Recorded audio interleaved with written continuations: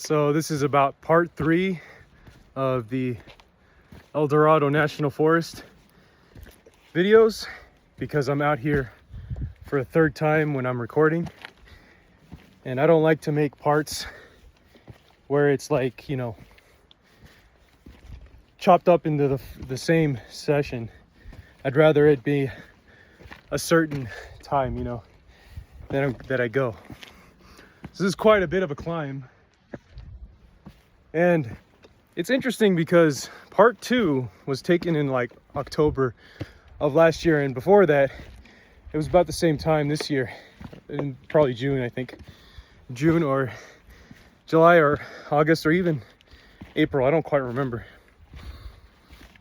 But ever since then I've accomplished quite a bit in terms of moving forward, if my accomplishments or goals I have. But at the same time, I haven't even gotten to like half the things that I want to do, you know, and I think that just comes with time. But at least I'm accomplishing the things. And I don't say at least, I mean, holy shit, I've accomplished the things that I've wanted to since I've last recorded, and many other things are on the way. And I'm basically like a little bit ahead of where I was, so at least a little bit.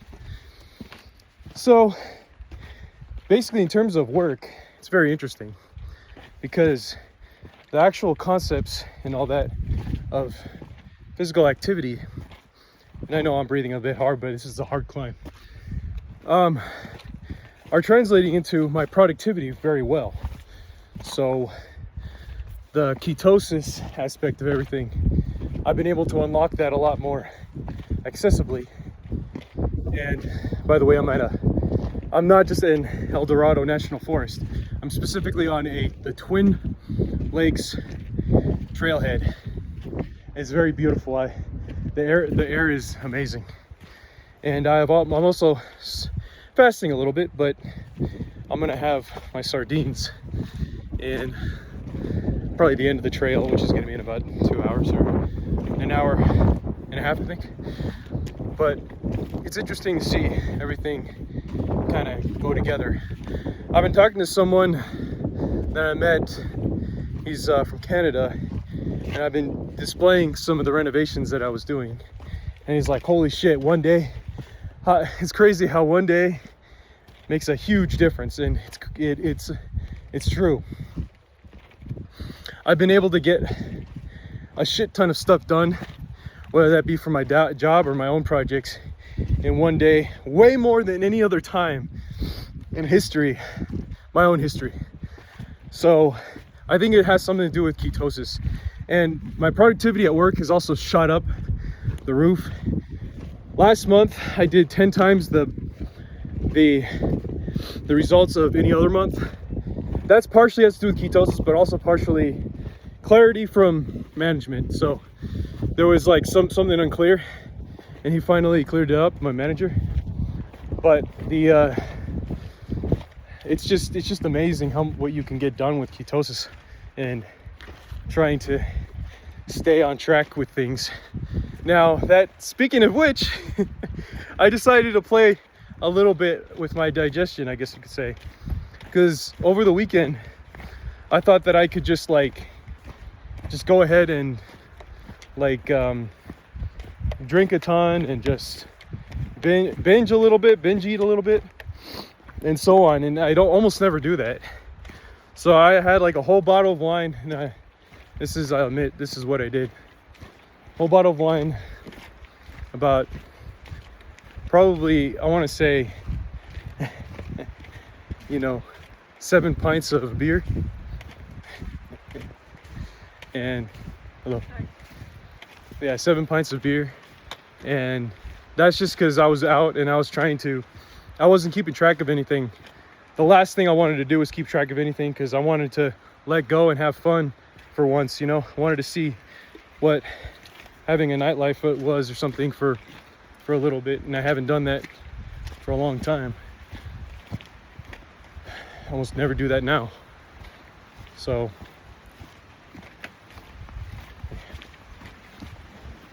So I was doing that, and let's just say that I think I let myself go a little bit just in 4 days. Or was it 3 days? I think it was more like 40 hours over the course of 4 days, because even on a weekday when I had to go to work, I went back out there and just had another pint of beer. And see, I was doing this quite frequently before I met my ex. And you know, back then I think my digestion, I was in ketosis real fast, you know, because being 25, and I used to eat oatmeal a lot and try to eat pretty much as small as I can, and have a shit ton of black coffee. That's all I was doing. And so I pretty much, the only thing I was having was, for a while, because I felt so good about just, you know, being in ketosis. Back then I didn't even know I was just a bunch of yogurt, and what else? I think I would have some chips, which was actually bad because of all the omega-6, like Lay's chips or something from the store, right? Easily you get from the store. And I was also having, what else? I think that was about it, like on a day-to-day basis. Even though I felt like I was nutritionally deficient, it was just yogurt and chips basically. And I would have panic attacks because I had so much black coffee, and I was on a thiamine deficient. I was thiamine deficient, which is B1, vitamin B1. So yeah, it's like back then I was just going through that process because I wanted some form of mental clarity, but it was too costly. It was at the cost of feeling sick, pretty much, because I was nutritionally deficient. So that wasn't really good, but at least I was in ketosis, right? So, but back then it was easier because, I don't know, I guess I was younger or something.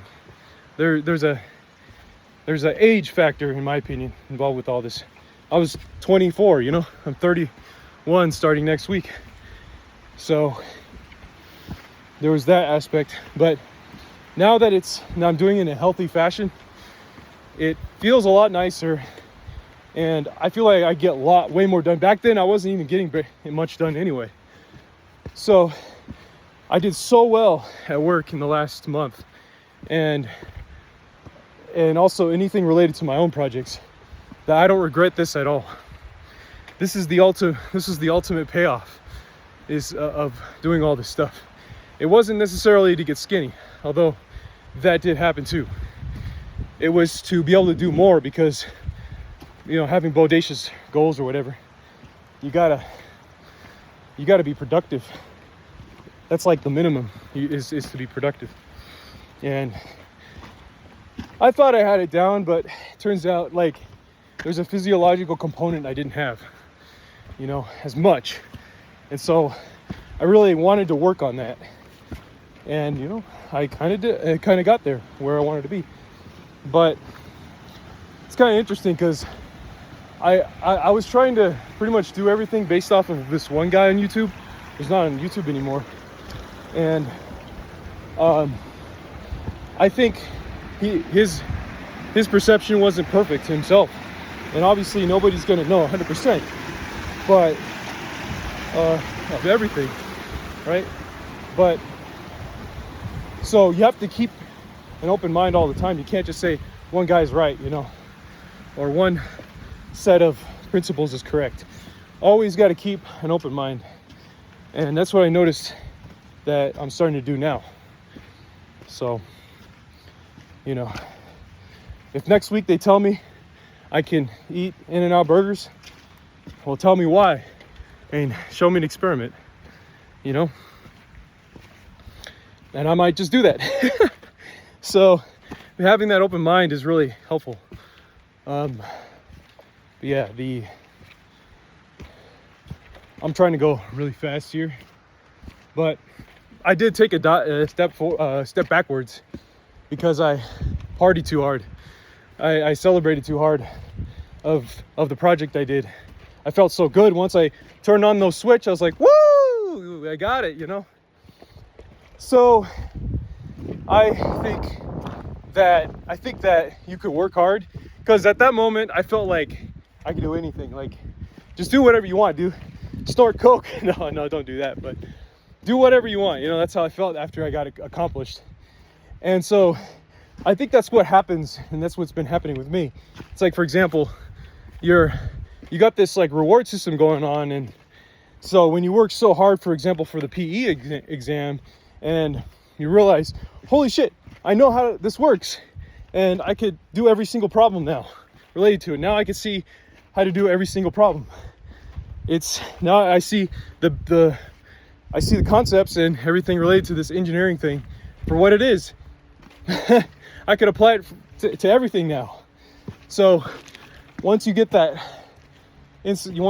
like inspiration or accomplishment down, you feel like you could do anything. So, you know, that's what I was doing quite often. I think I was just like, felt so good about everything, and I would go out and binge eat or just go do something crazy, and that would take a dive on my health a little bit. So I think I gained like 6-7 pounds just from doing that. And you would think, well, just from doing that, 6-7 pounds netted, that is, meaning compared to like how things would have been in an equilibrium since before. And I say yes because I think all that drinking and all that binge eating and stuff during that 4 days induced at least a little bit of insulin resistance that then displaced into the next 5 days, in which everything I was eating was basically not being burned or converted into fat burning. And it didn't matter how much I was going to eat, or actually it did matter, because if I ate more, then it would have been worse. So I think that happens to people. I think that fat gain it's kind of interesting. I think it's more about what happens when you do the wrong things. Like, and then you gotta work really hard to reverse it, like later on. So, because I think people are not aware of how much like craziness they do, because everybody's irrational. They're gonna act however their brain or their biology is telling them to. So, for example, I learned that the Paleolithic times, we were designed to, back in the day, to go ahead and store fat. So, that's like a natural thing. So if you let yourself go in that sense, you're just going to gain a lot of weight. And if you're not intentional about reversing it, you're going to keep it there. And if you try to, let's say, if you try to tell yourself, okay, I'm not going to do this, well, that's not going to work either. You're just going to keep the weight. And I think that's what happened to me. So now I have to like intentionally reverse it by going out and doing these things like hiking, but like that's not really 100% what the hiking's all about. There's also a natural enjoyment too, I think, that you can receive. So it's kind of interesting to note all that, because I mean, I was doing that whole like craziness thing in spurts, probably like prior to the August of last year, because it wasn't until August that I said, fuck, I gotta just hunker down, do 100 push-ups every day, lose 600 calories from going to the gym, bam, and no exception, no alcohol, nothing. Don't do anything. You can't do any kind of reward spurts. You can't have these weeks where you feel like, where you're just gonna be drinking like endlessly, or you're just gonna binge eat the whole time. Hold on a second.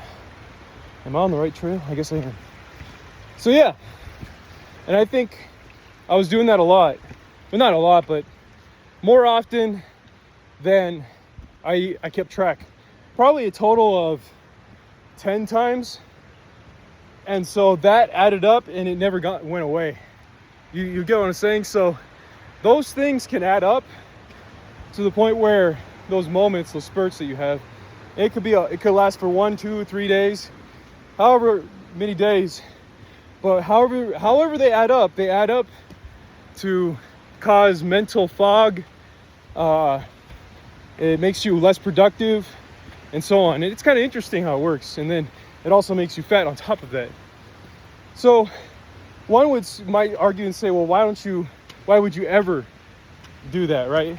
Well, see, you have to be human a little bit. That's what I think. That's my opinion. So you have to let yourself go to some extent so that you don't lose your humanity. And when you lose your humanity, you're pretty much good as dead. That's my opinion. And that's why it's like if I see like fat people and I'm like, hey, you know, they got good friends, and I'm like, dude, that's not a bad life to have, like, good friends and social life and stuff like that. You're human after all, you know. So I get the whole idea, but shit, how am I supposed to go? I always get confused, like when I'm climbing up. Oh no, that's not gonna take me anywhere. Okay. And I'm one to talk because, you know, I just went too hardcore with it in those 4 days. So let's think. Yeah, it's just kind of interesting. But anyway, enough of that. So I still want to like record some actual good content on a regular basis. It just and I know it'd be crap, but it's just like, you know, when I go throughout my day, you have to pay for software and stuff like that to make it kind of neat. And I understand, like, you could spend an hour a day or something, but if you don't plan it, I mean, it's like, but you're better off sitting down, spending an hour to plan it out. I have no idea what else I'd be posting, you know, to make it at least like semi-professional or somewhat intelligible, because when I don't write it down, I don't come across as 100% intelligible, and I think people get bored of the vague language or the vague tonality and the vagueness in general. So they get bored of that fast. And so if you're one of the lucky few who've listened to this for this long, well, I appreciate that, because I know how boring I could be, and it's something that I need to work on. But let's check this out. But yeah, I mean, this whole process of hiking and pushing yourself, it's another form of reset, in my opinion. I think it puts you on the AMPK without fasting or whatever. But if you're fasting while you're doing this, it's like a double whammy, you know. But yeah, I think I'm gonna try to accomplish. Yeah, I'm trying to get those five things done for my condo, and it's no joke. It takes quite a bit of time and money and energy, and it always feels like I'm stuck in 2019 or something. Oh, that's not weird. That's not where we're supposed to be. Hold on. I think it's this way.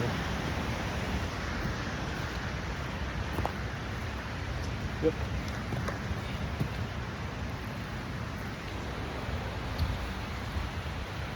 It's like climbing the rocks is interesting. You know, it's crazy. I brought my friend out here